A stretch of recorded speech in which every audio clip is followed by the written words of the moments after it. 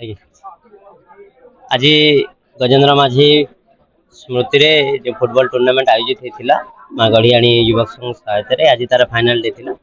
निश्चित भाव में प्रत्येक गाँव गोटे स्वतंत्र परिचय रही गोटाए निर्दिष्ट दिग उपर से दृष्टिकोण जदि आम देखा ताले बरगाँ ग्राम पंचायत कथा मु कहि तार गोटे स्वतंत्र परिचय रही फुटबॉल आम जब इतिहास को देखा 1960 मसीह क्रमागत भाव में अविभक्त बरगाँ ग्राम पंचायत बरगाँ सालेकेला जमगाँ मिसिक सुंदर भाव में फुटबॉल को परिचालना करुछंती एवं विभिन्न समय विभिन्न मेमोरियल से आपणकर 2020 मसीह घासीराम मेमोरियल कहतु आज गजेन्द्र मेमोरियल कहतु मझिरे बालिका मानकर फुटबॉल होता फुटबॉल को आग को नापी एवं खेलाड़ी मानकर भितर फुटबॉल प्रति गोटे रुचि रखापी ये प्रति वर्ष निश्चित भाव में गोटे ना गोटे फुटबॉल प्रतियोगिता अनुष्ठित होउछि।